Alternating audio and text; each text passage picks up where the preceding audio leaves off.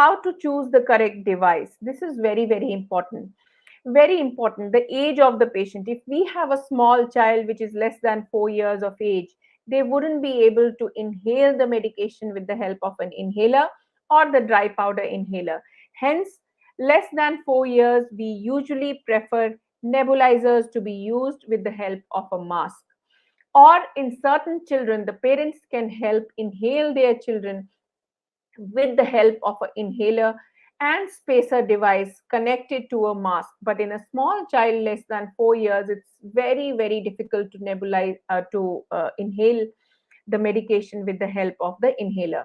Hence, nebulizers are preferred in case of very small children.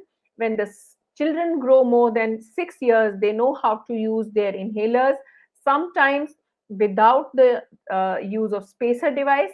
However, spacer device is usually preferred in case of children, especially between 4 to 6 years. They could be taught how to use their inhalers with the help of spacer and press upon the inhaler under the guidance of their parents.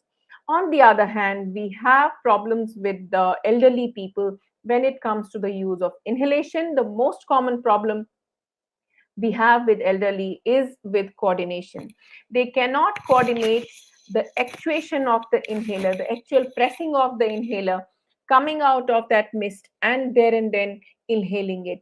That is why we prefer to give these patients a spacer device which can lessen the problem of coordination in this age group.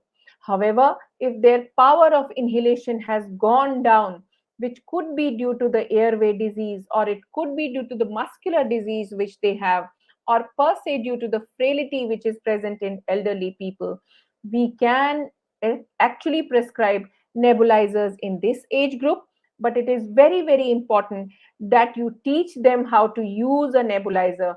Elderly people do have problems in learning new techniques, and they need to be taught and rechecked for the correct usage of nebulizer also. The availability of devices and drugs is also responsible for a healthcare professional to decide which inhalers they are going to prescribe. The patient preference and use. Your patient might tell you that I have a problem in coordination. On the other hand, we have certain patients who have arthritis problem. They are not able to press this inhaler and use their fingers in a particular manner. Especially true for people with rheumatoid arthritis. You might have seen people who have rheumatoid arthritis. They cannot bend their fingers, and it is very, very essential for a healthcare professional to see if their patient is able to press the inhaler to release the mist from out of the inhaler. The manual dexterity and strength, on the other hand, is equally important. If a patient is left handed or they have problems in coordinating various steps of inhalation use, you could prescribe them nebulizers instead. The peak inspiratory flow rate, which we already discussed, is directly proportional to the level of breathlessness which your patient has. Hence, this should be considered before any particular medication in the inhalational route is preferred for a particular patient. The cognitive impairment, which means that a person has some problem with their memory or usage of new products, you should see that who is their caretaker. Will they be able to provide the medication? If not, nebulizers would be preferable. However, as I emphasized, it's very, very important that we check they know how to use the nebulizers. Convenience of particular patient.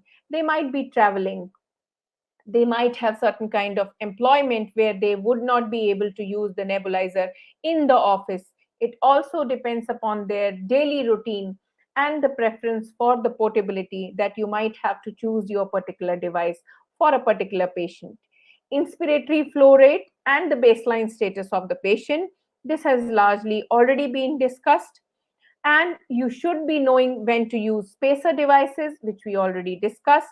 Cost and economic burden for the patient. If you are prescribing two kinds of inhaler for a particular patient, you should check that the combination drug which might be these days available for these medications can actually be cheaper than three different inhalers. So please check these systems before you prescribe any kind of inhaler.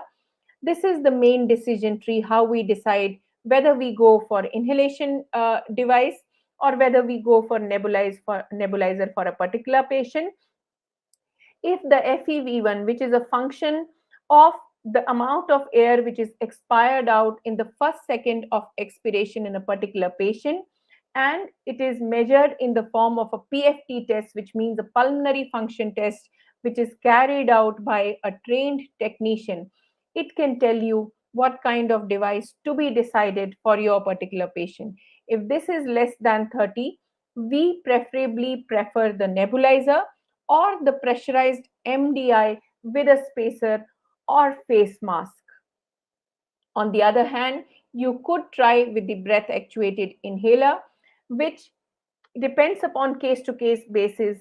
They will be able to inhale with this breath actuated inhaler.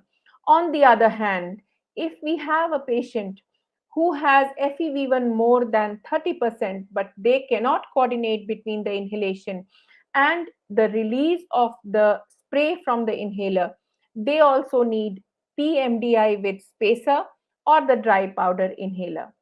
And if they cannot coordinate totally with this combination, also they would be prescribed the nebulizers.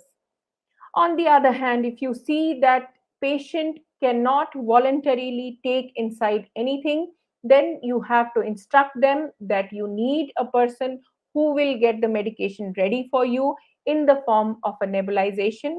And if it is a child, definitely less than 4, we will need a nebulizer. 4 to 5, we can try a PMDI with a spacer with the help of a face mask.